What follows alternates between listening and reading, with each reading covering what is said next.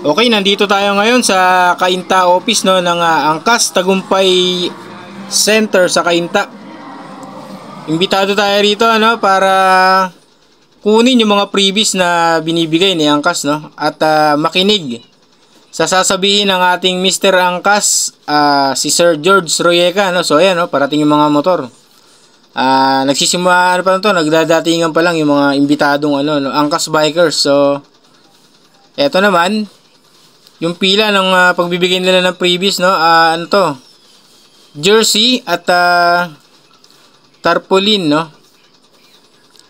at may kasama pang mga pamaypay. So tingnan natin no, paantayin natin kung ano sasabihin ni Sir George dito. Max, without any further ado, siya po ang ating magiging punong break na mato. Walang iba kundi si Mr. Angkas, George Royeca.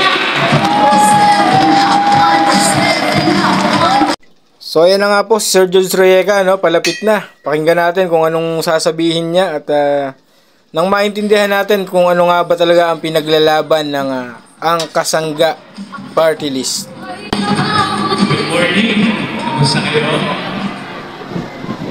Good morning pa. Isip ko ba't nanghali na yung umaga ko pala. Magandang umaga sa inyong lahat mga kadaas. Okay pa kayo? Nakapagkapay na kayo? Wala pa. Boss J, kapit daw. Just lang. Okay. Kaya suman na rin kayo pa pag-isip. Maraming salamat na nandito kayo ngayon sa imbitasyon namin dito sa Kasangga Volunteers Movement. Nandito ako, pinuntahan ko ngayon kasi pinapunta ko kayo dito kasi gusto kong personal na kausapin kayo. Personal na sabihin sa inyo kung ano yung ginagawa natin dito. Bakit napaka-importante at napaka-critical na mga hinihingi natin na pag-volunteer at mag-suporta dito sa ating bago gagawin. Alam niyo po, 8 taon na nakaraan kung sinimulan natin yung Angkas. Bago po natin simulan yung Angkas, yung hapal-hapal, di ba po siya motorcycle taxi, ang tingin ng gobyerno ay isang bagay na illegal. Di ba? Na-experience niyo yun? Sino yung mga habal-habal dito dati? Habal-habal dati. Medyo mahirap. Ngayon naman po, 8 taon na nakalipas, medyo umayos-ayos na yung pagtatakbo natin, hanap buhay natin sa motorsiklo pampasahero. Umayos na po ba kayo paano? Okay naman. At least hindi na tayo nag-checkpoint, tama? Oo.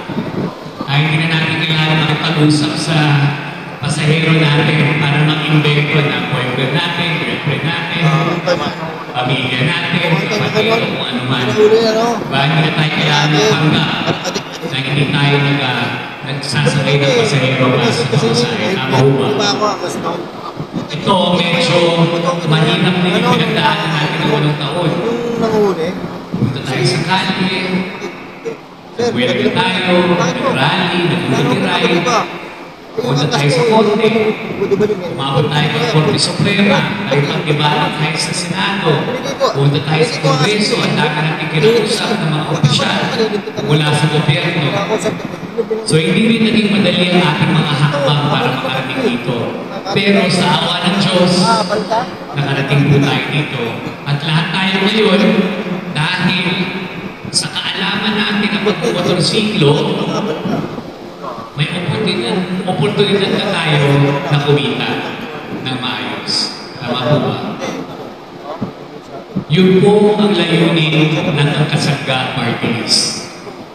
Alam niyo po, ang daming party list na nakapasok o rinirepresenta ang sektor ng transportasyon. Napakadami. Hindi ko na nga po alam alin doon sa mga transportation na party list, alin doon ang kanilang mga panukala.